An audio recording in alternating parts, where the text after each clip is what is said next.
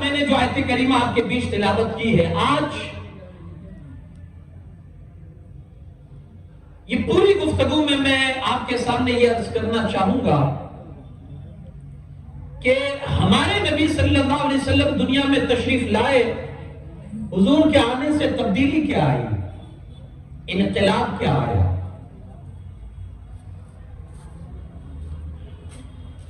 اب وہ انقلاب کب پتا چلے گا؟ جب آپ کو پہلے کا نقشہ خبر ہو کہ پہلے کیا تھا، بعد میں کیا ہوا۔ ویسے اگر آپ دیکھیں گے تو ہمارے نبی صلی اللہ علیہ وسلم کی مکمل زندگی انقلاب ہی کے لیے ہے، ہر فیلڈ میں، ہر زمانے کے اعتبار سے۔ اگر آپ دیکھیں گے حضور علیہ السلام کی پوری زندگی پاک ایک انقلاب ہے۔ حضور تشریف لائے، زمانے میں اندھیرا تھا، میرے مصطفیٰ کے آنے نے اس اندھیرے کو نور میں تبدیل فرما دیا۔ تو ویسے تو پوری زندگی انقلابی ہے حضور کی، لیکن میں اگر آپ کو دو لفظوں میں سمجھانا چاہوں حضور کے آنے کا عظیم مقصد اور کارنامہ، اگر دو لفظوں میں سمجھانا چاہوں تو آپ اس کو ایسے سمجھیے کہ آج دنیا یونیورسٹی بناتی ہے، آج دنیا سوسائٹی میں سدھار پیدا کرنے کے لیے کالجز کھڑی کرتی ہے، آج دنیا بچوں کے بھوشیہ کو اور مستقبل کو سدھارنے کے لیے آج بڑی بڑی کالج اور اسکولیں بنائی جاتی ہے۔ لیکن یارو، دنیا نے کالج بنائے، دنیا نے یونیورسٹیاں بنائی، دنیا نے اسکولیں کھڑی کی، میرے مصطفیٰ کے دنیا میں آنے کا سب سے عظیم جو حضور تشریف لائے اور سب سے عظیم جو کارنامہ پیش کیا وہ یہ ہے کہ دنیا نے تو کالجیں بنائی، یونیورسٹیاں بنائی، میرے مصطفیٰ نے سب سے بہترین انسان بنایا۔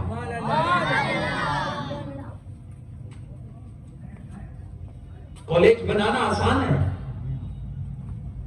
اسکول بنانا آسان ہے، لیکن بگڑے ہوئے آدمی کو انسان بنانا یہ بڑا ڈیفیکلٹ اور مشکل ہے۔ اس کا تجربہ آپ کو بھی ہوگا کہ ایک بندے کو سدھار کرنے کے لیے، ایک بندے کی زندگی کے اندر سدھار لانے کے لیے پورا معاشرہ اور پوری سوسائٹی اس کے پیچھے ہوتی ہے، لیکن اس بندے کی عادتوں کو بھلایا نہیں جاتا، اس بندے کی بگڑی ہوئی عادتوں کو اس سے دور نہیں کیا جاتا۔ وہ کون تھا جو زمانے کے لیے رحمت بن کر آیا اور پورے زمانے کی گندگی کو دھول کے رکھ دیا اس نے؟ وہ کون تھا؟ وہ کون تھا؟ بس آج اس پوری گفتگو میں آپ کو یہی سننا ہے کہ میرے مصطفیٰ تشریف کیا لائے؟ ایک ارب نے آدمی کا بول بالا کر دیا، خاک کے ذروں کو ہمدوش سریا کر دیا، جو خود نہ تھے راہوں پر اوروں کے ہادی بن گئے، کیا نظر تھی جس نے مردوں کو مسیحا کر دیا۔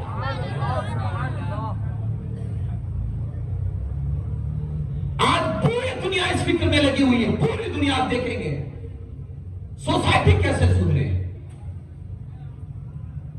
لوگوں کے کلچر میں تبدیلی کیسے آئے۔ کیا آج ہمارے ملک میں کیا آج فوج کم ہے؟ لوگوں کے کرائم پر پابندیاں عائد کرنے والے کیا آج کم ہے؟ ایک سے بڑھ کر ایک آج حربے استعمال کیے جاتے ہیں کہ لوگوں کے اندر سدھار لایا جائے۔ اب تو اور بھی آسانی ہو چکی کہ ہماری ہر حرکت پر تیسری آنکھ کو بٹھا دیا گیا کہ ہماری ہر حرکت سے لوگ آشنا ہو، لوگوں کو پتا چلے کہ فلاں بندہ کیا کر رہا ہے۔ لیکن مجھے بتائیے، کیا تیسری آنکھ آنے سے کرائم کم ہوئے؟ جرم بند ہوئے؟ جو کل تک بازار گرم تھا جرم کا، آج بھی وہی جرم کا بازار گرم ہے۔ تبدیلیاں کیوں نہیں آتی ہے؟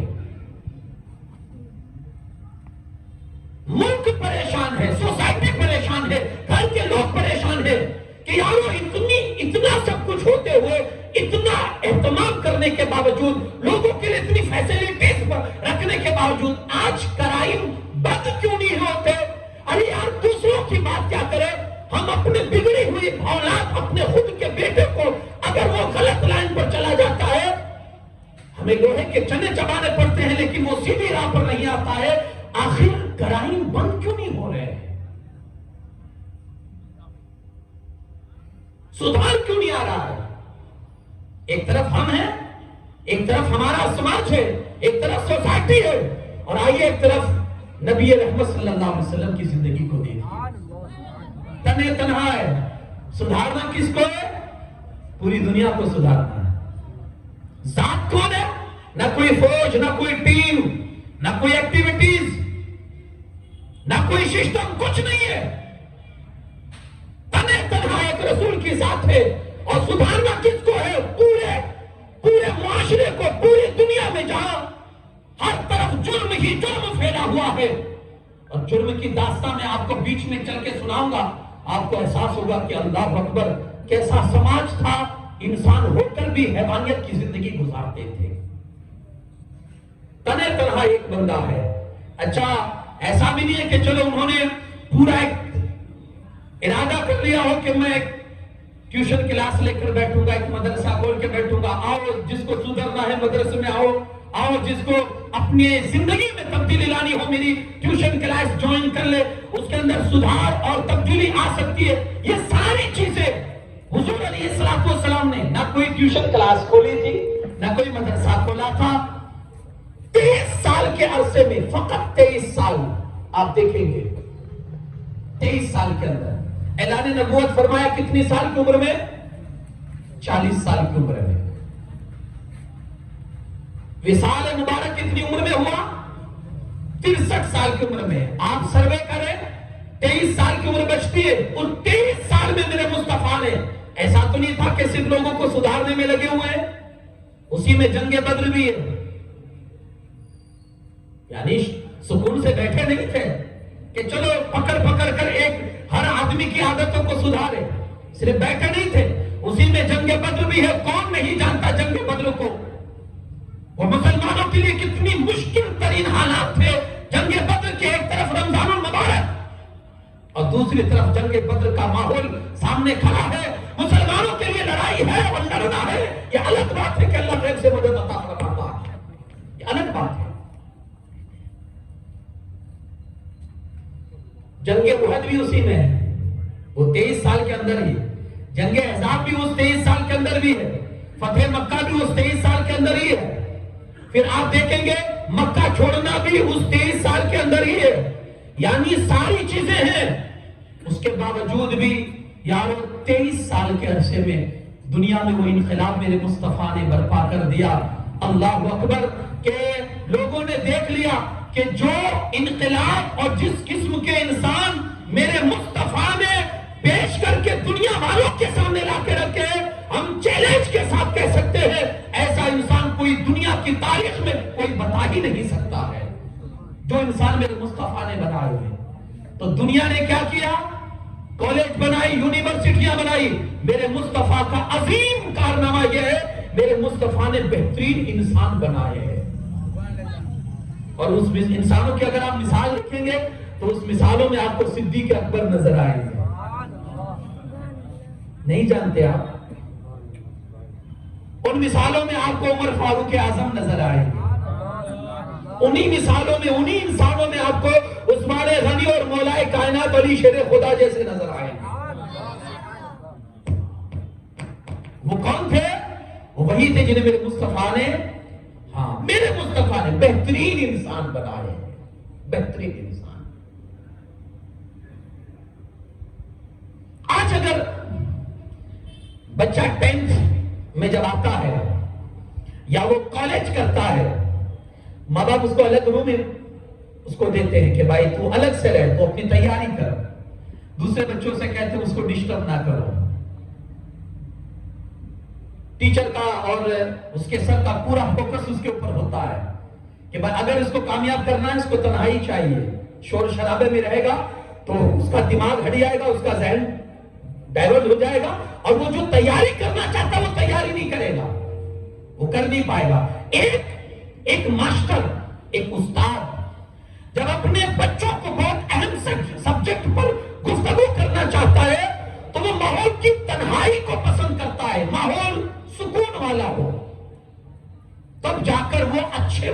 قوم کو دے سکتا ہے.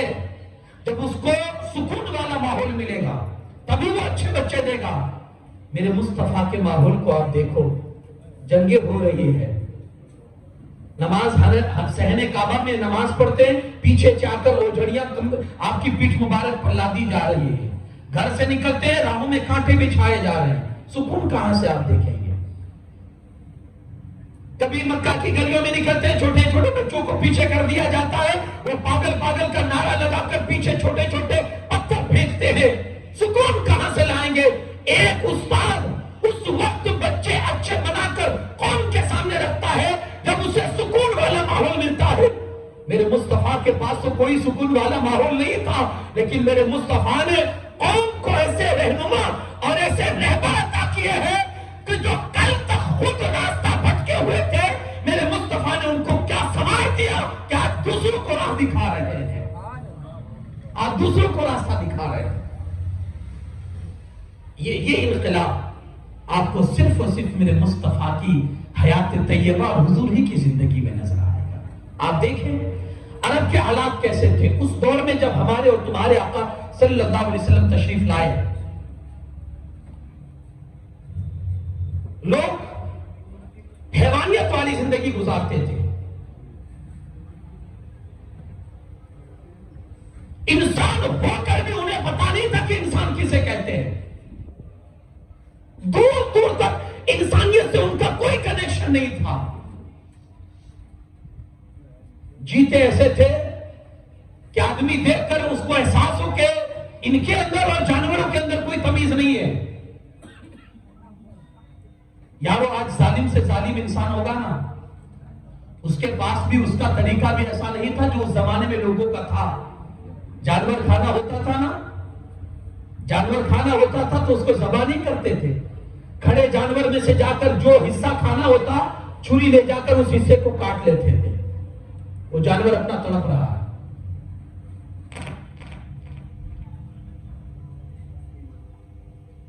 درندگی کی حد ہو گئی کہ جیتے جانوروں کو ایسے پکڑ کر آگ میں زندہ ڈال دیتے تھے اپنی نفس کی خواہش کو پورا کرنے کے لیے.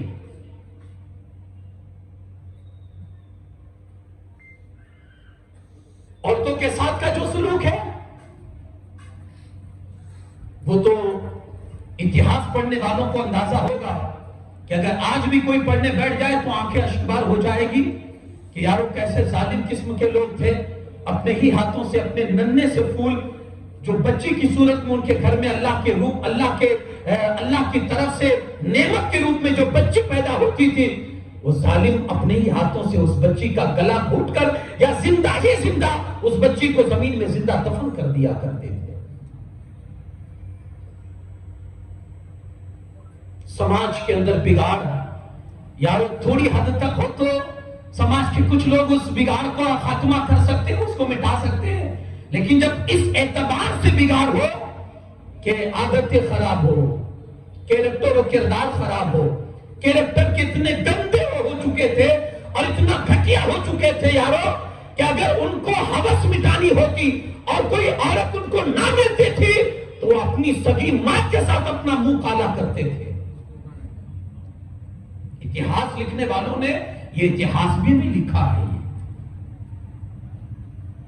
باپ مر جاتا تھا تو ماں جیسے جائیداد تقسیم ہوتی ہے, جائیداد بچتی ہے, ایسے ماں کو بانٹتے تھے.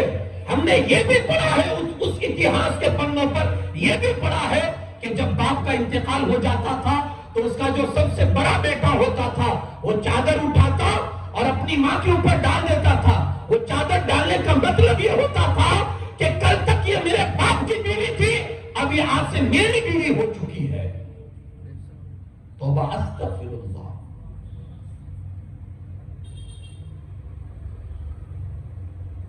انسانیت مارکیٹوں میں بکتی تھی. لوگ جنہوں میں اپنی عورتوں کو اور اپنی بچیوں کو ہار جاتے تھے اور انہیں گروی رکھا جاتا تھا. معاشی اعتبار سے اگر آپ ان کی زندگی پڑھیں گے تو آپ کو محسوس ہوگا سود کا اتنا کاروبار ان کے بیچ عام ہو چکا تھا, اتنا عام ہو چکا تھا کہ اپنی بیویوں کو سود کے اندر وہ لوگ گروی دوسروں کے حوالے کر دیا کرتے تھے.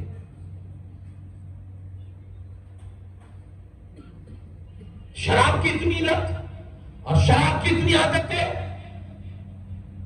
آج لوگوں نے سینٹر کھولے ہوئے ہیں نشہ مکتی کے لیے کہ لوگوں کو نشہ کس طرح سے چھڑوایا جائے. کسی حد تک وہ کامیاب بھی ہو جاتے ہیں، لیکن وہ نشہ مکت سینٹر سے جب وہ نکلتا ہے نا تو کچھ دنوں کے بعد واپس وہی لت اس کے اندر اور کر آتی ہے، واپس پلٹ کر آ جاتی ہے. میرے مصطفیٰ کریم صلی اللہ علیہ وسلم کے تشریف لانے سے پہلے وہ پورا سماج شراب کے اندر اتنا گھرا ہوا تھا. آج کا بندہ شراب کیا پیے گا؟ وہاں تو ہر گھر کے اندر بڑے بڑے مٹکے اس لیے رکھے گئے تھے کہ ہم اس میں شراب کو پرانا کریں گے. شراب جتنی پرانی ہوگی اس کے اندر نشہ اتنا ہی اور زیادہ آئے گا. اور پھر یارو جس گھر میں جتنی زیادہ شراب ہوتی تھی وہ گھر اس علاقے میں سب سے زیادہ مالدار تسلیم کیا جاتا تھا. یہ سوچ اور یہ اتنی بگڑی ہوئی قوم کے حالات جب میرے مصطفیٰ کے آنے سے پہلے ہو گئے. یہ کون سا زمانہ تھا؟ عیسیٰ علیہ السلام سے 500 سال کے بعد کا یا اس سے کچھ سال کے بعد کا یہ زمانہ تھا. 5 صدیاں گزر چکی تھی. بیچ میں کوئی ایسا رہبر نہیں آیا تھا جو ان لوگوں کو بتا سکے کہ تمہاری زندگی کا مقصد کیا ہے، تمہارے اخلاق کیسے ہونے چاہیے، تمہارا کردار کیسا ہونا چاہیے، تمہاری عادت و اخلاق کیسی ہونی چاہیے. کوئی کسی کا رہبر نہیں تھا. ہر قوم کا اپنا خود ہر حاکم ہوا کرتا تھا. گھر میں بھی آدمی خود اپنا حاکم ہے. ان کے بیچ میں اگر کوئی لڑائی ہو جاتی تھی تو وہ فیصلہ کروانے کے لیے کسی اور کے پاس نہیں جاتے تھے، وہ خود ہی فیصلہ کر لیا کرتے تھے. مجھے ایک واقعہ یاد آتا ہے. ایک آدمی کا اونٹ چلتے چلتے دوسرے آدمی کے کھیت اور بگیچے میں پہنچ گیا. وہ بندہ بیٹھ کر کے انتظار کر رہا تھا کہ فلانا کا اونٹ آ رہا ہے، میرے ہی بگیچے میں آئے گا. وہ بیٹھ کے انتظار کر رہا ہے. جیسے ہی اونٹ چلتے چلتے اس کے بگیچے میں پہنچا اس نے کیا کیا جانتے ہو؟ ہونا تو یہ چاہیے تھا، قانون تو یہ بتاتا ہے اس کو بلا کر اس کا اونٹ اس کے سپرد کرے اور جو نقصان ہوا ہے اس نقصان کی بھرپائی اس سے کروائے کہ بھائی اتنا نقصان تمہارے اونٹ نے کیا ہے، میرا نقصان کیا بھرپائی کرو. ہونا تو یہ چاہیے تھا. اس نے کیا کیا؟ تلوار اٹھائی اور تلوار اٹھانے کے بعد قریب گیا اور اونٹنی تھی وہ اونٹنی کے تھنوں پر اس زور سے اس نے تلوار چلائی کہ اس کے دودھ کی جگہ کو کاٹ دیا. اونٹنی کو جیسے زخم لگا اونٹنی کانپتی ہوئی وہاں سے بھاگی سیدھے اپنے مالک کے پاس جاتی ہے. مالک کو جب احساس ہوتا ہے کہ اس کے تھنوں کو کسی نے کاٹ دیا ہے تو وہ خون کے قطروں کو دیکھتا دیکھتا اس بگیچے میں پہنچ جاتا ہے جہاں اس کو زخم لگا تھا. بگیچے میں جا کر وہ کیا دیکھتا ہے کہ وہ اونٹنی کا تھن وہاں گرا ہوا ہے اور وہاں زیادہ خون بھی گرا ہوا ہے. سمجھ گیا کہ اسی بندے نے میری اونٹنی کو زخمی کیا ہے. اب ہونا کیا چاہیے تھا؟ وہ گرام پنچایت کو بلاتا، اپنے قوم کے بڑے لیڈروں کو بلاتا. اس نے میری اونٹنی کو زخمی کیا ہے، مجھے اس سے تاوان ملنا چاہیے، مجھے اس سے بدلہ ملنا چاہیے. لیکن اس نے ایسا نہیں کیا. وہ اپنے گھر گیا اور اس نے تلوار نکالی اور تلوار نکالنے کے بعد آیا جس بگیچے والے نے اونٹنی کو زخمی کیا تھا اس کو جا کر اس کی گردن اڑا دی. اللہ اکبر. اب کیا ہوا؟ جب اس جس کی گردن اڑی ہے اور جو بگیچے کا مالک تھا اس کی اولاد اور اس کے گھر والوں کو پتا چلا، انہوں نے کیا کیا؟ ان کو کیا کرنا چاہیے تھا؟ ان کو بھی پنچایت بلانی چاہیے تھی کیونکہ اس زمانے میں کوئی بادشاہ تو نہیں ہوا کرتا تھا. لیکن انہوں نے بھی ایسا نہیں کیا. اس کی اولاد گئے اور جس نے مارا تھا اس کے بچے کو جا کر انہوں نے مار دیا. اب یہ ادھر سے 2 مارتے، ادھر سے 3 مارتے، ادھر سے 3، ادھر سے 4، یہ چلتا رہا. آپ سمجھیں گے 1 مہینے میں یہ معاملہ ختم ہو چکا ہوگا؟ نہیں، معاملہ تو اس حد تک آ چکا تھا. جاہلیت کی حد ہو گئی تھی یارو کہ جب باپ مرنے لگتا نا تو اپنے بیٹے سے کہتا بیٹا دیکھ میں نے 10 سال سے اس کی دشمنی نبھائی ہے، میرے مرنے کے بعد کہیں تو اس سے دوستی مت کر لینا. تو بھی جس طرح سے میں نے دشمنی نبھائی ہے تو بھی اسی طرح سے اسے دشمنی نبھانا. حال یہ تھا یارو، آپ کو اندازہ نہیں ہوگا. ایک اونٹنی کے کھیت میں گھسنے کی وجہ سے 40 سال تک وہ جنگ چلی ہے اور سینکڑوں لوگ اس اونٹنی کی وجہ سے مرے ہیں. سینکڑوں لوگ. یہ حال تھا. چاروں طرف ظلم، ڈکیتی، فساد، فتنہ. امن و امان کی کوئی جگہ ہی نہیں تھی.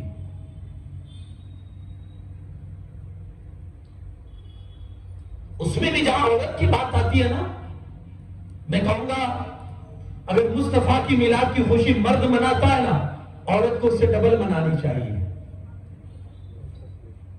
کیونکہ عورت جس سچویشن سے اس زمانے میں گزر رہی تھی ہمارے نبی صلی اللہ علیہ وسلم کے تشریف لانے سے پہلے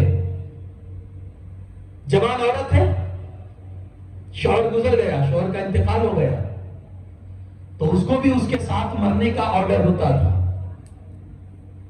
اس میں لوگ فورس نہیں کرتے تھے، لوگوں نے مینٹالٹی اور سوچ ایسی بنائی تھی کہ عورت زندہ ہی نہیں رہتی تھی، اس کو مرنا پسند کرتی تھی کہ شوہر کے ساتھ مر جائے، زندہ نہیں رہنا، کیونکہ اگر زندہ، وہ یہی سوچتی ہے اگر زندہ رہوں گی تو لوگوں کے تانے مجھے جینے نہیں دیں گے۔ ہمارا ہندوستان بھی اس میں کم نہیں تھا اس وقت میں ہمارا ہندوستان بھی کم نہیں تھا۔ ابن بطوطہ بے ہوش ہو کر گر گیا تھا جب اس نے یہ اتیاچار عورت کا دیکھا تھا، عورت کی ذات پر اتیاچار جب ہندوستان کی دھرتی پر اس نے دیکھا تھا، وہ بے ہوش ہو کر گر گیا تھا۔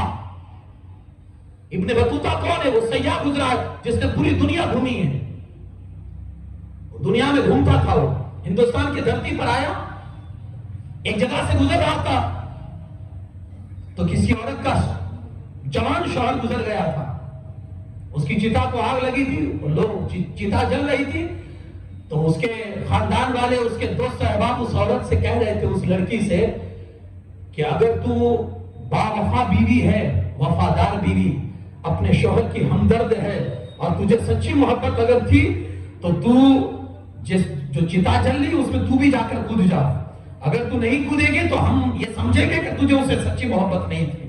یارو، اس کے گھر والوں نے، اس کے رشتہ داروں نے اس کو اتنا اکسایا، اس کو اتنا جذبہ دلایا، اس کو اتنا ابھارا کہ وہ مجبور ہو کر اس نے چھلانگ لگا دی اس چتا میں، اور وہ چتا میں جیسی چھلانگ لگائی، آگ نے اس کے شریر پر اثر کرنا شروع کیا، اور اس نے جب چیخیں مارنی شروع کی، ابن بطوطہ گھوڑے پر بیٹھا ہوا تھا، اس کی چیخوں کی آواز جب ابن بطوطہ کے کان میں پڑتی ہے، وہ بے ہوش ہو کر گھوڑے سے نیچے گر جاتا ہے کہ جس سماج میں ایسا ظلم ہو، عورت کیسے زندگی گزار سکتی ہے؟ یہ حالات کس دور کے ہیں؟ میرے مصطفیٰ کریم صلی اللہ علیہ وسلم کے آنے سے پہلے کے حالات ہیں۔ شوہر مر گیا، عورت کو 1 سال تک عدت میں بیٹھنے کا حکم تھا، 1 سال تک عورت منحوس سمجھی جاتی تھی جس کا شوہر مر گیا، لیکن اس کا کیا قصور ہے؟ موت و زندگی اس کے ہاتھ میں، اگر شوہر مر گیا تو عورت کا کیا قصور ہے؟ لیکن یارو، 1 سال تک اس کو ایک الگ سی کوٹری کے اندر بند کر دیا جاتا تھا، جس میں ایک چھوٹا سا سوراخ رکھا جاتا تھا، جس میں سے کچھ روٹیاں اور کچھ پانی رکھ دیا جاتا تھا اس کے کھانے کو پینے کے لیے، اس کے سوا اور کوئی اس کے لیے فیسیلیٹیز نہ ہوتی تھی یارو۔ اور اس کے بعد 1 سال تک، مکمل 1 سال تک اس عورت کو نہانے کے لیے، منہ دھلنے کے لیے، کپڑا بدلنے کے لیے اس کو پانی بھی نہیں دیا جاتا تھا۔ آج اگر ایک عورت صبح سے شام تک اپنا منہ نہیں دھوتی، آپ اس کی سچویشن معلوم کیجئے، اس کی حالت معلوم کیجئے، اس پر کیا گزرتی ہوگی۔ 1 سال تک جس عورت کے منہ پر پانی نہ جائے، 1 سال تک جس عورت کے جسم پر غسل کا پانی نہ پڑتا ہو، اس عورت کی حالت کیا ہوتی ہوگی؟ یہ سماج تھا، یہاں تک کہ اگر 1 سال کے بعد اگر وہ زندہ بچ جاتی اس کو کوٹری سے نکالا جاتا تھا اور پورے سوسائٹی میں اس کو گھمایا جاتا تھا، ایسے نارمل نہیں، وہ آگے جاتی تھی اور اس کے پیچھے لوگ اونٹ کی مینگنیاں پھینکتے تھے، اونٹ کا گوبر پھینکتے تھے کہ یہ وہ عورت ہے جس نے عدت گزاری ہے، یہ بچ چکی ہے، اس کا شوہر مر چکا ہے۔ اب وہ زندگی گزارتی تھی اپنے شوہر کے مرنے کے بعد، وہ کسی شادی فنکشن میں نہیں جا سکتی ہے، وہ کسی کے خوشی کے موقع پر نہیں جا سکتی ہے، کیونکہ لوگ اس کو منحوس سمجھتے تھے۔ اگر یہ ہمارے شادی کے فنکشن میں آ جائے گی تو اس کے آنے کی وجہ سے کہیں اشبھ نہ ہو جائے، کہیں ہمارے اندر نحوست نہ آ جائے۔ یہ ساری برائیاں حضور علیہ الصلوۃ والسلام کے پہلے تھی۔ میرے مصطفیٰ کریم صلی اللہ علیہ وسلم آئے، 40 سال تک ان کی برائیوں کو آپ نے پڑھا، 40 سال تک ان کی برائیوں کو دیکھا، اور پھر مصطفیٰ کریم صلی اللہ علیہ وسلم نے اپنی تعلیم لوگوں کو سنانی شروع کی، لوگوں کو بلاتے، قرآن اسی کو اپنے انداز میں کہتا ہے، هو الذی بعث فی الأمیین رسولا منہم یتلو علیہم آیاتی، ان کو بلاتے ہیں اور ان کے سامنے قرآن پڑھتے ہیں، ویزکیہم، اور ان کو صاف ستھرا کرتے ہیں وَيُعَلِّمُهُمُ الْكِتَابَ وَالْحِكْمَةَ، انہیں کتاب اور حکمت کا علم سکھاتے ہیں۔ فائدہ کیا ہوتا ہے؟ پہلے جانور تھے، کتاب کے علم کی وجہ سے انہیں انسانیت نصیب ہو جاتی ہے۔ کل تک جو جانوروں کی زندگی گزارتے تھے، مصطفیٰ کی تعلیم نے انہیں انسان بنا دیا۔ اب میں کچھ شکلیں آپ کو دکھاؤں انسانیت کی۔ آپ نے دیکھا زندہ بچی کو زمین میں دفنا دینا؟ آج پتھر دل سے پتھر دل باپ کی ہونا، بیٹی ٹھوکر کھاتی ہو اس کی چیخ نکلتی ہے نا تو باپ کا کلیجہ منہ کو آ جاتا ہے، میری بیٹی گر گئی۔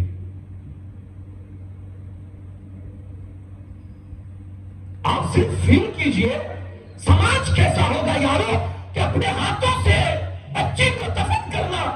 یارو اگر آج آپ بچے کو اسپتال لے کر جاؤ، ڈاکٹر انجیکشن لگاتا ہے، بچی چیختی ہے، ماں روم سے باہر نکل جاتی ہے، میں نہیں سن پاؤں گی۔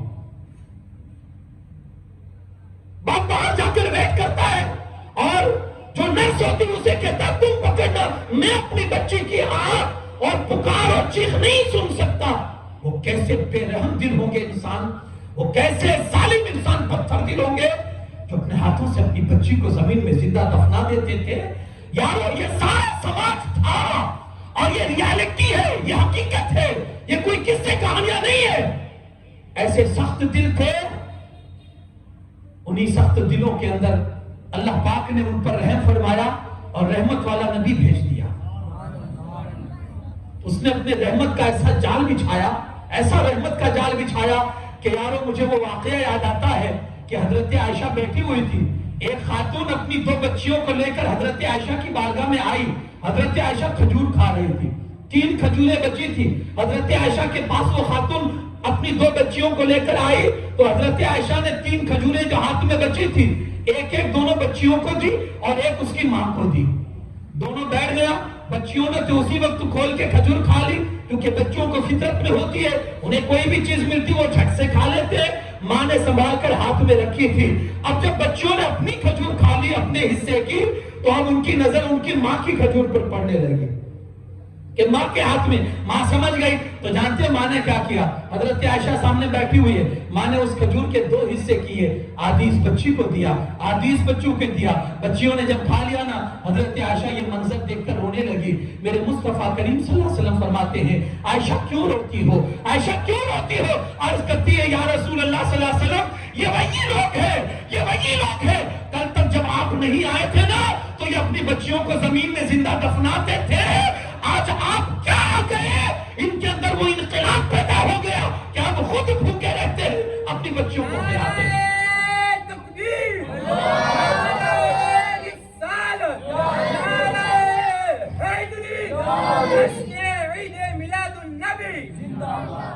اور بہت بڑی بات ہے کہ خود بھوکے رہ کر اوروں کو کھلانا۔ جو کل تک زمین میں دفناتے تھے آج وہ بھوکے رہتے اپنی اولادوں کو۔ ہاں یہ مینٹالٹی کس نے تبدیل؟ یارو بہتی ندی اور دریا کا رخ بدل دینا آسان ہے لیکن بگڑی قوم کے مزاج کو بدلنا آسان نہیں ہے۔ میرے مصطفیٰ نے سوچ بدلی ہے، سوچ بڑا مشکل ہے سوچ بدلنا۔ ہم اپنے گھر میں 4 آدمی کی سوچ نہیں بدل پاتے۔ 4 آدمی کی بات کیا کرتے ہو؟ ہمارے انڈر میں رہنے والی ہماری بیوی کی سوچ ہم نہیں بدل پاتے ہیں۔ میرے مصطفیٰ نے پوری دنیا کی سوچ بدل دی۔ جو 360 کے سامنے جھکتے تھے نا، میرے مصطفیٰ نے ان کو ایک خدا کا پرستار بنا دیا، ایک خدا کا۔ یہ سوچ ہی تو بدلی ہے۔ آسان سمجھتے ہیں آپ؟ 360 کو ماننے والے ایک خدا کے پرستار کیسے ہو جاتے ہیں؟ یارو یہ جو کچھ بھی کما تھا نا میرے مصطفیٰ کی رحمت کا اور حضور کا جو حصہ تھا، حضور تشریف لائے اور آپ نے کوئی انقلاب برپا کیا، سوچ بدلی ہے میرے مصطفیٰ کریم صلی اللہ علیہ وسلم نے۔ اس کی ایک مثال یہ بھی، آج آدمی دیکھیں کچھ بھی بدل سکتا ہے، آدمی کا اپنی عادت بدلنا بڑا مشکل ہے، بڑا مشکل ہے۔ یا ہم کسی کا ویشن نہیں چھڑوا سکتے ہیں۔ اگر کوئی کہے نا، وہ ایک روایت میں ہے کہ اگر کوئی کہے کہ پہاڑ اپنی جگہ سے ہٹ گیا تو آپ مان لینا، لیکن کہو اگر کوئی یہ کہے کہ فلانا اپنی عادت بھول گیا تو کہا یہ مت ماننا، عادتیں بھولی نہیں جاتی، لیکن یہ وتیرہ تھا صحابہ کرام کا کہ مصطفیٰ کی محبت نے، مصطفیٰ کی محبت میں انہوں نے اپنی سوچ اور اپنی عادتوں کو بھی بدل دیا تھا۔ حضرت انس ابن مالک ایک دعوت میں، حضرت انس رسول پاک صلی اللہ علیہ وسلم کے خادم خاص، حضور کے صحبت میں رہنے والے، 10 سال تک جنہوں نے حضور کی خدمت کی تھی، وہ بیٹھے ہوئے ایک دسترخوان پر دعوت ہو رہی ہے، تو وہ جانتے کٹورے کے اندر سے وہ دودھی شریف وہ ڈھونڈ ڈھونڈ کر کھا رہے ہیں، ڈھونڈ ڈھونڈ کر کھا رہے ہیں۔ کسی نے پوچھا ایسا کیوں کر رہے ہو؟ جانتے ہو جواب کیا دیا؟ یہ نہیں کہا کہ مجھے بہت پسند ہے یا اس میں یہ فائدہ ہے اس میں وہ فائدہ ہے، کہا اس لیے کھا رہا ہوں کہ میرے مصطفیٰ کو پسند ہے۔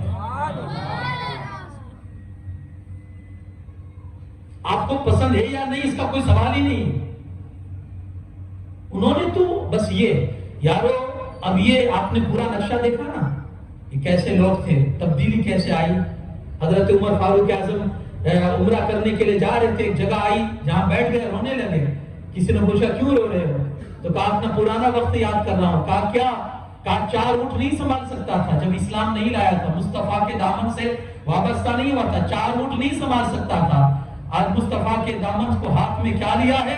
اللہ نے ان کو عمر پر ایسا کرم فرمایا ہے کہ عمر آج پوری دنیا پر حکومت کر رہا ہے۔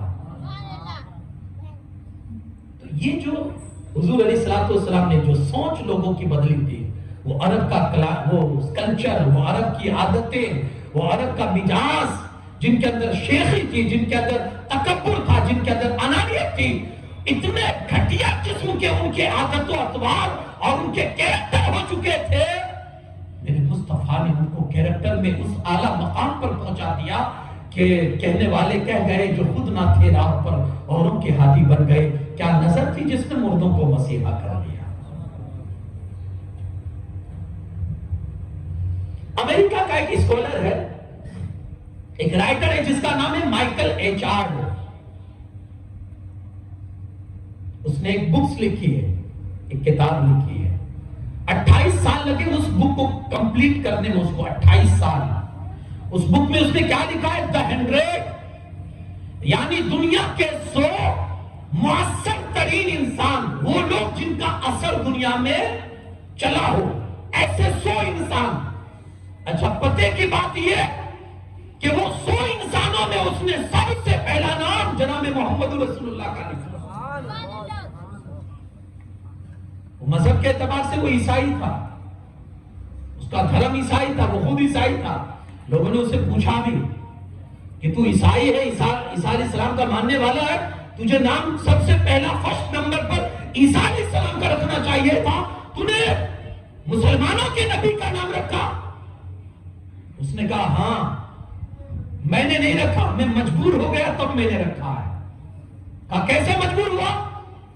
تو کہا میں ان کی زندگی پڑھ رہا تھا، تو میں نے ان کی زندگی میں پڑھا ایک واقعہ ایسا کہ اس واقعے کو پڑھ کے میں مجبور ہو گیا اور ان کا نام میں نے سب سے پہلے نمبر پر رکھا۔ کہا وہ واقعہ کیا ہے؟ کہا نبی پاک صلی اللہ علیہ وسلم کی بارگاہ میں ایک بندہ حاضر ہوا اور آ کر اس نے عرض کی یا رسول اللہ صلی اللہ علیہ وسلم کئی دن ہو چکے میرا بچہ گم ہو گیا ہے، میرے بچے کی اس جدائی میں خود بھی میں بھٹکا ہوا رہتا ہوں، اس کی ماں ممتا میں تڑپ رہی ہے، حضور کچھ پتہ بتا دیجئے اگر آپ کو معلوم ہو تو میرا بچہ کہاں ہے۔ ایک صحابی جو وہاں بیٹھے ہوئے تھے وہ اس کے بچے کو جانتے تھے، کہا تیرا بچہ ابھی میں وہ فلانے کے باغیچے کے پاس سے آ رہا تھا تو کچھ بچوں کے ساتھ تیرا بچہ وہاں کھیل رہا ہے اور میں نے اس کو کھیلتے ہوئے دیکھا ہے۔ جیسے اس نے اپنے بچے کا پتہ معلوم کر لیا تو وہ ادھر دیکھتا ہے نہ ادھر دیکھتا ہے، بس وہ سیدھا بھاگتا ہے اپنے بچے کو حاصل کرنے کے لیے۔ حضور علیہ السلام فرماتے ہیں اسے روکو۔ وہ آیا، حضور فرماتے ہیں میں تیری طلب کو جان سکتا ہوں کہ تو باپ ہے، کئی دن سے تیرا بیٹا غائب ہے تو اس کو ڈھونڈنے کے لیے جا رہا ہے، تیری طلب صحیح ہے کہ تجھے جانا چاہیے، لیکن میری ایک بات سنتا جا۔ عرض کرتا حضور فرمائے کیا بات ہے؟ حضور فرماتے ہیں جب تو اپنے بیٹے کے سامنے جا اور تیری محبت جب انگڑائی لے تو بیٹا کہہ کر مت بلانا، جو اس کا نام تو نے رکھا ہے وہ نام لے کر بلانا۔ تو یا رسول اللہ بیٹے کو بیٹا کہنا شریعت میں منع ہو چکا ہے؟ حضور فرماتے نہیں، بیٹے کو بیٹا کہنا منع تو نہیں ہوا، لیکن تو جہاں جا رہا ہے وہاں کچھ بچے کھیل رہے ہیں، ہو سکتا ہے کہ اس میں کوئی یتیم بچہ بھی ہو، جب تو اسے بیٹا کہہ کر جب تو بلائے گا، اور بیٹا بیٹا کہہ کر جب تو تیرے بیٹے کے لفظ میں جو محبت نکلے گی، ہو سکتا ہے کوئی یتیم کھیل رہا ہو اور وہ محبت کسی یتیم کے کانوں میں پہنچے، اور اس محبت کی وجہ سے اس کو اس کا باپ یاد آ جائے اور اس کا دل ٹوٹ جائے۔ میں نہیں چاہتا کہ میرے ہوتے ہوئے کسی کا دل ٹوٹ جائے۔ وہ عیسائی کہتا ہے مائیکل ایچارڈ کہ اس ایک واقعے نے مجھے مجبور کر دیا اور میں نے رسول اللہ کا نام سب سے پہلے لکھا۔ جب وہ بکس اس نے کمپلیٹ کر لی، وہ جو کتاب، اب اس کو اس کتاب کا پرچار کرنا تھا، لوگوں کے بیچ میں اس کا ایڈیشن لانا تھا، تو اس نے ایک کانفرنس سجائی اور بہت بڑے بڑے لوگوں کو اس نے انوائٹ کیا۔ ایک ہال کے اندر جب سب لوگ جمع ہوئے اور لوگ آنے لگے، تو جیسے ہی یہ انٹر ہوا نا، لوگوں نے تالیاں اور سیٹیاں بجانے شروع کی۔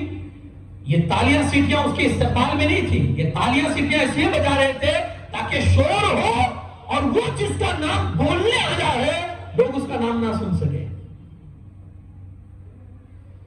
وہ تھوڑی دیر تک انتظار کرتا رہا، جب لوگوں کی سیٹیاں خاموش نہیں ہوئی تو اس نے لوگوں کو خاموش کیا۔ لوگوں سنو، میری بات سنو، 28 سال میں نے اس کتاب کو کمپلیٹ کرنے میں لگائے ہیں، آج میں اس نتیجے پر پہنچا ہوں کہ میں نے کتاب کمپلیٹ کر لی ہے، اور میں نے سب سے پہلے اس کتاب میں جس عظیم شخصیت کا نام لکھا ہے وہ نام ہے جناب محمد رسول اللہ صلی اللہ علیہ وسلم کا۔ لوگوں سنو، ایک خیر اپنا تاثر پیش کر رہا ہے، ایک خیر کہتا لوگوں سنو، میں گواہی دیتا ہوں کہ وہ سچے اللہ کے رسول ہے، وہ سچے اللہ کے رسول ہے۔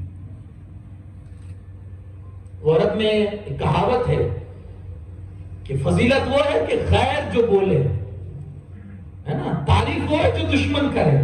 اور اپنے تو سب تعریف کرتے ہیں، ہے نا، اپنے تو سب تعریف کرتے ہیں، تعریف تو وہ ہے کہ دشمن بھی آپ کا اچھا سوچے اور آپ کے بارے میں اچھا بولے۔ میرے مصطفیٰ کریم صلی اللہ علیہ وسلم کی تعریف کر رہا ہے کون؟ عیسیٰ علیہ السلام کو ماننے والا ان کا امتی۔ اب جو اصل بات ہے وہ میں آپ کو بتانے جا رہا ہوں۔ ان کا جو مائیکل ایچارڈ جو تھا، اس نے کہا لوگوں سنو، میں کس بیس پر ان کو سچا رسول کہہ رہا ہوں۔ دیکھیے، کوئی بھی آدمی جھوٹا ہو نا تو اس کا جھوٹ آج چلے گا، 1 مہینہ تک چلے گا، 1 سال تک چلے گا، کبھی نہ کبھی تو جھوٹ فاش ہو ہی جائے گا نا، کبھی تو پکڑا جائے گا نا۔ 1400 سال تک کسی انسان کا جھوٹ نہیں چل سکتا ہے، 1400 سال تک کسی انسان کا جھوٹ نہیں چل سکتا ہے۔ اور اگر مان لو کہ وہ لوگوں کو دھوکہ دے رہے ہیں، پہلے جب وہ کھڑے ہوئے مکہ کی سرزمین پر انہوں نے آواز بلند کی اللہ ایک ہے، اس وقت ان کو ماننے والے صرف 4 تھے، ایک ان کی بیوی، ایک ان کا دوست صدیق اکبر، اور 2 بچے تھے، 2 بچے تھے، وہ 4 تھے۔ دیکھتے دیکھتے زمانہ گزرتا گیا، ان کے فالوورز بڑھتے گئے، ماننے والے بڑھتے گئے، آج 1.5 ارب کی تعداد میں ان کے ماننے والے موجود ہیں۔ زمانہ جیسے آگے جا رہا ہے، ماننے والوں کی اور بھیڑ ہو رہی ہے، ماننے والے اور بڑھ رہے ہیں۔ وہ مائیکل ایچارڈ کہتا ہے لوگوں، کوئی آدمی اگر دھوکہ دے رہا ہو نا تو 1-2 کو دھوکہ دیا جا سکتا ہے، 1.5 ارب لوگوں کو کبھی دھوکہ نہیں دیا جا سکتا ہے۔ اور سنو، تم بھی کسی نبی کی امتی ہو، ہم بھی کسی نبی کی امتی ہے، اور یہ محمد کے بھی امتی ہے۔ آج تم میں سے کوئی ایسا نہیں ہے جو اپنے نبی کے نام پر جان قربان کرنے کے لیے تیار ہو، لیکن آج بھی کروڑوں کی تعداد میں تم اس امت میں دیکھو گے جو محمد کے نام پر اپنی جان کو قربان کرنے کے لیے ہمیشہ تیار رہتے ہیں۔ آج بھی کروڑوں کی تعداد میں زمانہ گزر چکا ہے، نہ انہوں نے رسول اللہ کو دیکھا ہے، نہ ان کی زندگی پائی ہے، 1400 سال بیت چکے ہیں، لیکن محبت اتنی ان کے دلوں میں ہے کہ اگر بات آ جائے ناموں سے رسالت کی تو وہ بزبان حال یہی کہتے ہیں یہ ایک جان کیا ہے، اگر ہو کروڑوں تیرے نام پر سب کو وارا کرو گے۔ آج تو یہ وہ مصطفیٰ کریم صلی اللہ علیہ وسلم آئے اور سماج کا جو کلچر تھا، سماج کی کس انداز سے حضور نے بدل دی، پوری سوچ بدل دی کہ کل تک جو دوسروں کے خون کے پیاسے تھے نا، آج دوسروں کے لیے جان قربان کرنے کے لیے تیار ہو گئے۔ آپ دیکھیں نا، اس زمانے میں غلامی کا رواج تھا، غلامی کی سسٹم تھی۔ اب غلامی کا مطلب کیا؟ کسی کو اپنا غلام بنا کر اس کو ذلت کی زندگی میں ڈال دینا۔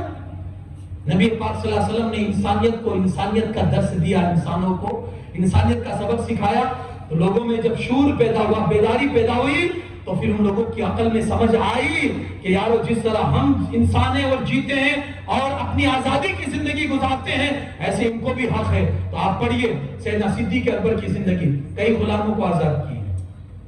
عثمان غنی کا تو حال یہ تھا کہ ہر جمعہ کو کئی غلام آزاد کرتے تھے۔ عبد الرحمن ابن عوف کے بارے میں نے سنا، عبد الرحمن ابن عوف نے اپنی پوری زندگی میں 30,000 غلاموں کو آزادی کی زندگی عطا فرمائی۔ سبحان اللہ۔ کیونکہ انسانیت کا اصل مفہوم سمجھ میں آ گیا تھا، اصل مفہوم جو کل تک دوسروں کی جان کے پیاسے تھے۔ آپ عرب کا کلچر پڑھیے نا، حضور کے آنے سے پہلے وہ ذرا سی بات میں جھگڑا، ذرا سی بات میں تمنے کے اندر تلواریں نکل جاتی تھی۔ اور تو خزرج یہ دو مدینے کے قبیلے ہیں، ذرا سی بات میں جھگڑا ہوا تھا، 120 سال تک لڑائی چلی تھی، 120 سال تک، اور لاکھوں لوگ اس میں کٹے تھے، لاکھوں لوگ۔ ان کے لیے انسانوں کی جان تھی نہیں۔ میرے مصطفیٰ کریم صلی اللہ علیہ وسلم آئے، سوچ بدلی، تو آپ وہ انسانوں کے جانوں کیسے محافظ ہوئے۔ اللہ اکبر کہ کسی جنگ کے موقع پر ایک صحابی کہتے ہیں میرے ہاتھ میں پانی کا مشکیزہ تھا، میرا بھائی زخمی کہیں پڑا ہوا تھا اور پانی کی صدا بلند کر رہا تھا، میں وہ مشکیزہ لے کر دوڑا ہوا اپنے بھائی کے پاس گیا کہ چلو آخری وقت ہے، میں کچھ پانی پلا دوں تاکہ اس کی جان بچ جائے۔ جیسے میں اس کے قریب گیا، ابھی اس نے منہ پر مشکیزہ لگایا تھا، پانی پینے ہی والا تھا کہ بغل سے ایک دوسرے زخمی کی آواز آتی ہے، الاتش الاتش، پانی پلاؤ۔ میرا بھائی منہ کے اوپر ہاتھ رکھ دیتا ہے اور کہتا بھائی لگتا ہے مجھ سے زیادہ وہ پیاسا ہے، پہلے اسے پانی پلا دو۔ جیسے اس کے پاس گیا تو ابھی اس نے منہ پر پانی لگایا ہی تھا، تیسرے کی آواز آتی ہے الاتش الاتش، پانی پلاؤ۔ وہ صحابی بھی اپنے منہ پر ہاتھ رکھ دیتے ہیں، بھائی لگتا ہے وہ مجھ سے زیادہ پیاسا ہے، پہلے اسے پلاؤ۔ یہ سوچ کیسی تھی؟ کل تک جو دوسروں کے خون کے پیاسے تھے، آج اپنی جان مار کر دوسروں کو زندگی دے رہے ہیں۔ یہ سوچ کس نے پیدا کی؟ یہ ماننا پڑے گا، یہ سوچ اگر کسی کے صدقے میں ملی ہے، کالی کملی والے آقا کے صدقے میں ملی ہے۔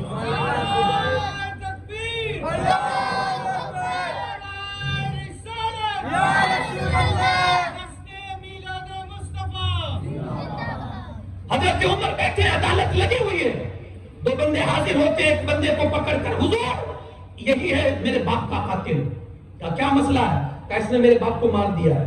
حضرت عمر نے پوچھا یہ صحیح کہہ رہا ہے؟ جی حضور صحیح کہہ رہا ہے۔ کہا تم جرم قبول کرتے ہو؟ کہا ہاں۔ کہا تمہیں معلوم ہے خون کا بدلہ خون ہے؟ حضور میں تیار ہوں۔ کہا جب تم نے اعتراف جرم کر ہی لیا ہے اور قبول کر لیا تو اب تمہیں سزا ہوگی، تیار ہو جاؤ۔ کہا ٹھیک ہے، لیکن حضور ایک عرض کرنی ہے۔ کہا کیا؟ حضور میں اس وقت یہاں ایک خون کے جرم میں ہوں اور میری جان ماری جانے والی ہے، یہ بات میرے گھر والوں کو پتا نہیں ہے، اور اس وقت وہ ایک جنگل میں ہے اور اللہ کے سوا ان کا کوئی محافظ نہیں ہے اس وقت۔ اگر آپ اجازت دیں 3 دن کی مہلت عطا فرمائے، میں جاتا ہوں اور انہیں خبر دے کر ان کا انتظام کر کے میں واپس آ جاؤں گا۔ حضرت عمر نے فرمایا کہ ایک اجنبی انسان ہو تم، کیا بھروسہ کہ تم واپس نہ بھی آؤ، ہمیں چکما دے جاؤ، ہمیں دھوکہ دے جاؤ، کیا بھروسہ تمہارا کہ تم واپس آئی جاؤ گے؟ کہا حضور میں جھوٹ نہیں کہتا، اللہ رسول مجھے جانتا ہے کہ میں اپنی بات میں سچا ہوں، آپ مجھے مہلت دیجئے، میں تیسرے دن اپنے آپ کو یہاں آپ کی عدالت میں حاضر کر کے اپنے آپ کو خون کے حوالے کر دوں گا، آپ سے بھی اجازت دیجئے۔ آپ نے کہا اگر تم کوئی ضامن پیش کر سکتے ہو، تمہارا جو ضمانت لے، تمہاری گارنٹی لے، اگر تم ایسا کوئی بندہ پیش کر سکتے ہو تو پیش کرو۔ وہاں بیچارہ اجنبی تھا، پوری مجلس پر اس نے نظر دوڑائی، لیکن اس کا کوئی شناسا، اس کا کوئی جاننے والا تو مجلس میں تھا نہیں۔ مایوسی کی وجہ سے بیچارے نے چہرہ جھکا لیا، کہا حضور اس میں تو کوئی میرا جانکار نہیں ہے جو میری جگہ پر میری گارنٹی لے سکے اور مجھے ضمان دے سکے، ایسا تو کوئی نہیں ہے۔ اسی بیچ میں حضرت ابو ذر غفاری کھڑے ہو جاتے ہیں، اپنے بڑھاپے کو سہارا دیتے ہوئے کھڑے ہوتے ہیں، حضرت عمر سے کہتے ہیں امیر المومنین میں اس کی جگہ کھڑا ہوتا ہوں اور میں گارنٹی لیتا ہوں کہ یہ تیسرے دن واپس آ جائے گا۔ حضرت عمر دیکھنے لگے حضرت ابو ذر کا چہرہ، کہا ابو ذر جانتے ہو کس جرم میں کھڑے ہوئے ہو؟ خون کا بدلہ خون ہے، اگر یہ تیسرے دن واپس نہیں آیا تو اس کی جگہ تمہیں قتل ہونا پڑے گا۔ حضرت ابو ذر فرماتے ہیں ہاں میں جانتا ہوں خون کا بدلہ خون ہے، اور اگر یہ نہیں آیا تو اس کی جگہ پر میں قتل ہونے کے لیے تیار ہوں۔ سوچ دیکھیے گا صرف، یہ وہی علاقہ ہے، یہ وہی لوگ ہیں، یہ وہی عرب ہے، ہاں لوگ بھی وہی ہے، صرف مینٹالٹی کو چینج کیا میرے مصطفیٰ نے، سوچ بدلی۔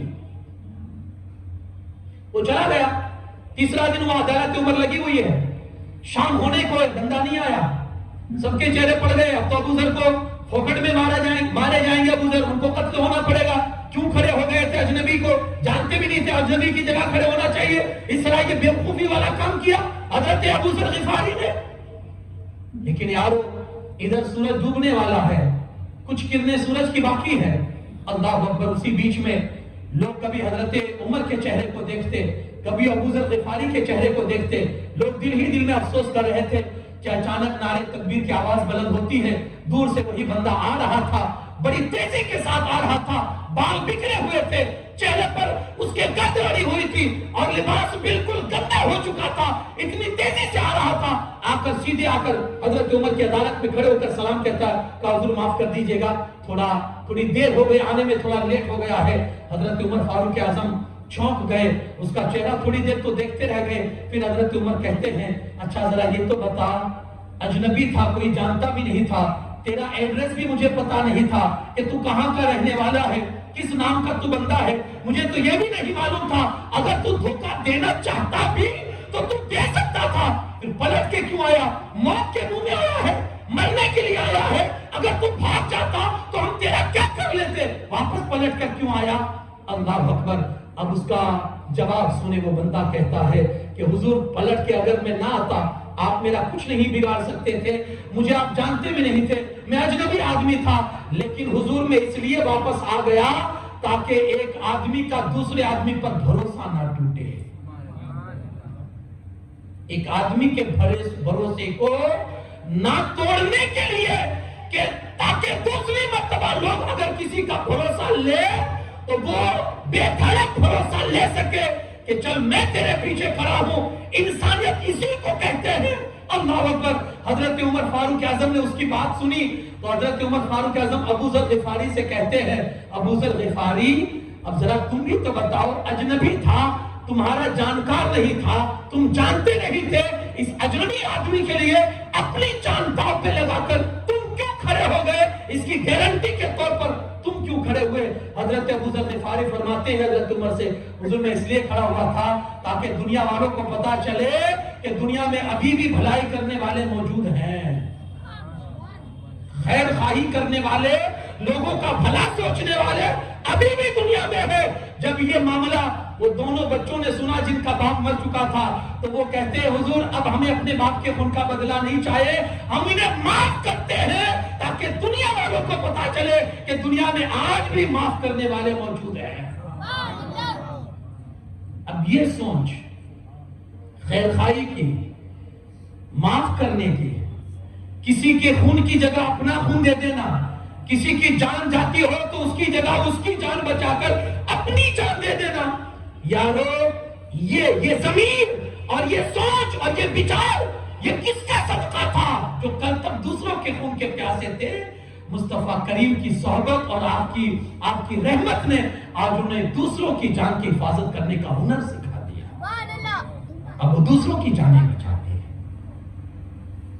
سب سے بڑا میرے مصطفیٰ کریم صلی اللہ علیہ وسلم کی زندگی پاک کا جو عظیم کارنامہ تھا وہ یہ تھا یارو کہ میرے مصطفیٰ نے اچھے انسان بنائے ہیں، اچھے انسان۔ آج دنیا بہت کچھ بنا کر بھی فخر کرے نا تو وہ کم ہے، میرے مصطفیٰ کا یہ عظیم کارنامہ ہی ان کے لیے کافی ہے کہ جو انقلاب پوری دنیا کے اتحاد کا میں اتحاد کی بات کر رہا ہوں، پوری دنیا کے اتحاد کی بات کر رہا ہوں، جو انقلاب پورے ورلڈ لیول پر میرے مصطفیٰ نے برپا کیا ہے، ایسا انقلاب نہ آج تک کسی نے کیا ہے، نہ صبح قیامت تک کوئی ایسا انقلاب پیدا کر سکتا ہے۔ سوچ بدلی ہے، سوچ۔ کل تک جو شراب کے نشے میں لت رہتے تھے نا، ہاں جب میرے مصطفیٰ نے کی طرف سے حکم ہوا، اللہ کا حکم آیا شراب حرام ہے، لوگوں نے ایسے مٹکے توڑے کہ پورے شہر کی نالیوں اور گلیوں میں صرف شراب ہی ندیوں کی طرح بہ رہی تھی۔ محبت کے اندر لوگوں نے توڑ دیا سب کچھ۔ عادت بدلنا آسان نہیں ہے صحابہ نے۔ اب آپ دیکھیں، بس یہ مختصر سی یہ آخری باتیں عرض کر رہا ہوں۔ اب آپ دیکھیں کہ وہ کلچر کیسا تھا حضور کے تشریف لانے سے پہلے، خون کے پیاسے، ایک دوسرے کی جان کی کوئی قیمت نہیں تھی، لوٹ مار کرنا، ڈکیتی کرنا، یہ ان کی زندگی کا روٹین تھا۔ لوگ جانوروں کو اس طرح بے دردی کے ساتھ کاٹ کر کھا لیتے تھے، زندہ جانوروں کو آگ میں جھونک کر پھر اسی کو فرائی کر کے کھانا، یہ ان کا وتیرہ تھا، یہ ان کی عادتیں تھی، اور اس کو بالکل نارمل سمجھتے تھے۔ اور سود تو ان کے نس نس کے اندر بسا ہوا تھا، بیاج نس نس میں تھا۔ عبادت کے نام پر وہ اپنے ہی دیوتاؤں کو فریب اور دھوکہ دیتے تھے۔ ہر کام کے لیے الگ الگ خدا بنایا ہوا تھا انہوں نے، ہر کام کے لیے الگ الگ خدا بنایا ہوا تھا، لیکن وہ صرف دیکھنے پورتی تھا، کرتے تھے اپنی منمانی، جو کرنا ہوتا تھا وہی کرتے تھے۔ ایک صحابی رسول پاک صلی اللہ علیہ وسلم کی بارگاہ میں آئے اور آ کر عرض کرتے یا رسول اللہ صلی اللہ علیہ وسلم، میرے ساتھ ایک ایسا واقعہ پیش آیا ہے کہ میں جب اس کو سوچتا ہوں تو ہنسی بھی آتی ہے اور رونا بھی آتا ہے۔ حضور نے فرمایا وہ کیا؟ کہا حضور زمانہ جاہلیت میں ایک دن مجھے سفر کرنا ہوا تو میں نے سوچا چلو اپنے خدا کو بھی ساتھ میں لے لو، تو میں نے پتھر کا بت بنایا ہوا تھا، اس کو میں نے ساتھ میں لیا، لیکن وزن زیادہ ہو گیا، تو پھر میں نے کہا اب یہ وزن کو ساتھ میں لے کر چلنا بھی اچھی بات نہیں ہے، سفر بڑا لمبا ہے۔ تو اس نے کہا کہ حضور میں نے کیا کیا، پتھر کا بت نکال کر میں نے اس کی جگہ پر آٹے کا بت بنا لیا، کہ جہاں ضرورت پڑتی میں اس کو پوج لیتا تھا، اس کی پرستش کر لیتا تھا۔ لیکن ایک وقت ایسا آیا جب میرا اناج پانی سب ختم ہو گیا نا، اور مجھے ضرورت پڑی کھانے کی، اب میرے پاس کچھ نہیں تھا، تو جو میں نے اپنے ہاتھوں سے آٹے کا بنایا تھا نا خدا، میں اسی کو کھا گیا۔ یا رسول اللہ صلی اللہ علیہ وسلم جب میں یہ سوچتا ہوں تو مجھے ہنسی آتی ہے، اور ایک واقعہ ایسا بھی تھا کہ جس کو میں سوچتا ہوں تو آنکھیں تھمتی نہیں ہے، رونا رکتا نہیں ہے۔ حضور فرماتے وہ کیا ہے؟ یا رسول اللہ صلی اللہ علیہ وسلم میں نے اپنے ہی ہاتھوں سے اپنی بچی کو زمین میں زندہ دفنایا۔ اب یہ کلچر پورا میں نے ایک نقشہ، مختصر نقشہ آپ کے سامنے رکھا۔ ایسا کلچر تھا ان کا، نہ انہیں زندگی گزارنے کا سلیقہ تھا، نہ جینے کا سلیقہ تھا۔ حد ہو گئی یارو، آج کوئی اپنے گھر کے آنگن میں شرٹ اتار کر نہیں کھڑا رہ سکتا ہے، کوئی کتنا بھی گیا گزرا ہو مارکیٹ کے اندر شرٹ اتار کر وہ نہیں چلے گا۔ وہ کیسے گرے گزرے تھے، کیسے گئے گزرے تھے کہ ننگے ہو کر مرد بھی عورت بھی اللہ کے گھر کا طواف کرتے تھے، ننگے ہو کر۔ صرف قریش کے سوا، قریش قبیلے کے سوا سارے لوگ ننگے ہو کر۔ اب وہ سوچ کیا تھی، مینٹالٹی کیا تھی کہ ہم جس کپڑے میں گناہ کرتے ہیں وہ کپڑے ہمارے شریر میں طواف کرتے وقت نہیں ہونے چاہیے۔ ارے بھائی جو جسم کر رہا ہے اس کا کیا؟ وہ یہ سوچتے تھے کہ کپڑوں میں ہم نے گناہ کیے تو اب یہ کپڑے طواف میں نہیں ہونے چاہیے، تو کپڑے اتار کے وہ لٹکا دیتے تھے، مرد ہو یا عورت بالکل مادر ذات ننگے ہو کر وہ کعبے کا طواف کرتے تھے۔ کتنی گھٹیا سوچ ان کی ہو چکی تھی یارو، ایسے لوگ۔ اب انہی کے بیچ میں آئے کون؟ کملی والے آقا رحمت للعالمین، انقلاب برپا کرنے والے، سبھی کو رحمت بانٹنے والے، اور سبھی کے دل سے اندھیرے دور کر کے نور عطا کرنے والے مصطفیٰ جب تشریف لائے تو ایسا کردار ان کا بنایا، ایسے اخلاق بنائے کہ اب قرآن ان کے خطبے پڑھتا ہے، اب قرآن ان کی تعریف کرتا ہے۔ دیکھو نا، وَإِنْ آمَنُوا بِمِثْلِ مَا آمَنْتُمْ بِهِ فَقَدِ اهْتَدَوْا، قرآن کہتا ہے ان لوگوں کے بارے میں ان لوگوں کے بارے میں قرآن کہتا ہے اے رسول اللہ کے صحابہ اگر تمہارے جیسا یہ لوگ ایمان لے آئے اللہ انہیں ہدایت عطا فرما دے گا. قرآن خود میں پڑھ رہا ہے کن لوگوں کے؟ ان لوگوں کے جو کل تک سخت دل تھے، پتھر دل تھے. قرآن کہتا ہے رحماء بینہم تراہم رکعا سجدا یبتغون فضلا من اللہ. قرآن کہتا ہے جو کل تک پتھر دل تھے رسول اللہ کیا آ گئے اللہ نے ان کو آپس میں رحم دل بنا دیا ہے. جو کل تک اپنے خداؤں کے سامنے ناٹنکی کرتے تھے، اپنے خداؤں کو فریب دیتے تھے، دھوکہ دیتے تھے، اب ان کا حال یہ ہو چکا ہے والذین یبیتون لربہم سجدا وقیاما. قرآن کہتا ہے اب حال یہ ہے کھڑے ہو جاتے ہیں رات میں، فجر ہو جاتی ہے نماز میں. یہ جو سوچ بدلی ہے نا وہ کس نے بدلی ہے؟ وہ رحمت للعالمین کے انقلاب نے بدلی ہے. یارو آج بھی اگر سماج کے ان کرائم کو دور کرنا ہے مصطفیٰ کی سوچ سوسائٹی میں لاؤ، انشاءاللہ انقلاب ضرور پیدا ہوگا. حضور کی تعلیم کو لاؤ، انشاءاللہ انقلاب ضرور پیدا ہوگا. اور یہی تعلیم ہمارے لیے اصل ہے. ہمیں کرنی ہے شہنشاہ بطحا کی رضا جوئی، وہ اپنے ہو گئے تو رحمت پروردگار اپنی. وما علینا الا البلاغ. السلام علیکم ورحمۃ اللہ وبرکاتہ.